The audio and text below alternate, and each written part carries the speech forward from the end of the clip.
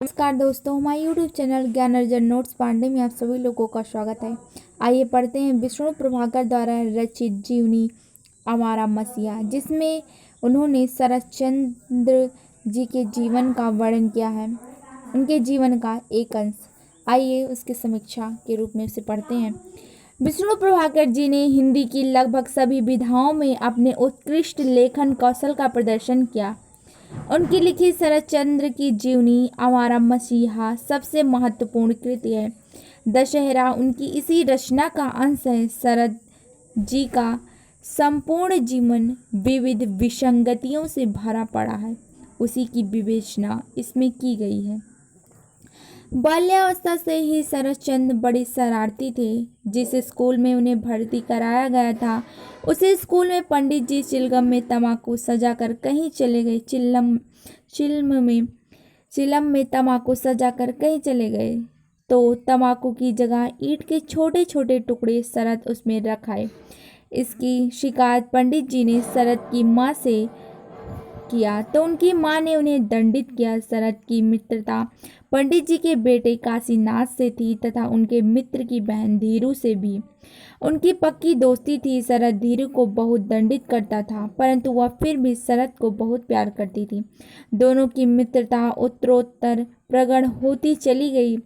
बहुत दिनों के बाद शरत ने अपनी शैशवकाल की इस संगिनी को आधार बनाकर अपने कई उपन्यास की नायिका का सृजन किया।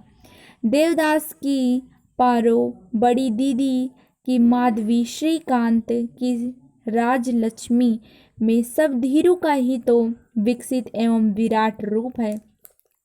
जैसे जैसे समय बीतता गया, शरत की शरारत बढ़ती गई। देवानंदपुर गांव लौटने पर उसे मछली पकड़ने का शौक लग गया था। वह नैन बागदी के पीछे चल पड़ा।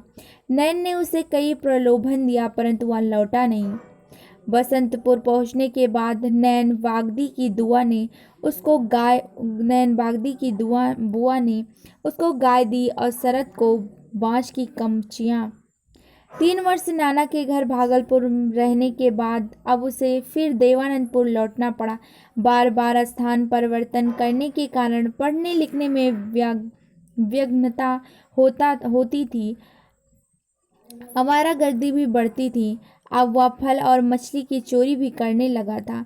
शरत चोर नहीं था, वह चोरी दूसरों के सहायतार्थ के लिए करता था। अब वह धीरे धीरे कहानी गढ़कर सुनाने लगा था। उसकी यह प्रतिभा बाल्यकाल से ही पल्लवित होती रही थी। 15 वर्ष की आयु में ही वह इस कला में पारंगत हो गया था। शरत अब कुछ कहानियाँ भी लिखने लगा था। इस तरह लिखते लिखते एक दिन उसने मौलिक कहानी लिखनी शुरू कर दी। उस कहानी का नाम काशीनाथ था। काशीनाथ उसका गुरु भाई था। उसी को नायक बनाकर उसने यह कहानी शुरू की। सूक्ष्म दृष्टि की प्रवृत्ति इसमें बाल्यकाल से ही थी। जो कुछ भी देखता उसकी गहराई में जाने का प्रयत्न करता।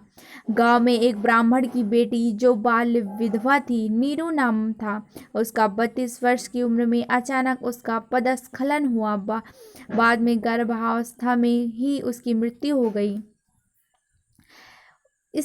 उसकी लाश को डोम जंगल में फेंक आए। सियार कुत्ते ने उसे नोच नोच कर खा लिया। घर की घोर दरिद्रता बार बार उसे भाग जाने के लिए प्रेरित करती रही। देवानंदपुर में रहते हुए एक बार लंबी यात्रा के लिए निकल पड़ा। उसका शरीर थक गया था, एक तीव्र ज्वर भी था। उस समय एक विधवा उसे अपने घर ले आई। उसकी सेवा की। उस विधवा के एक देवर एक बहनोई थे। दोनों उसके ऊपर अपना अधिकार जताना चाहते थे, परंतु वह विधवा किसी के साथ नहीं रहना चाहती थी। उसने दुखी होकर शरत से कहा, तुम अब ठीक हो गए हो, चलो मैं भी तुम्हारे साथ चलती हूँ। दोनों कुछ ही दूर गए थे कि विधवा के दोनों प्रेमी वहां आ गए। शरत को पीटा और विधवा को अपने साथ ले गए। कालांतर में शरत के उपन्यास चरित्रहीन का आधार यही घटनाएं बनी। दरिद्रता और अपमान की सीमा उसकी माँ पार कर गई थी। दादी की भी मृत्यु हो गई थी।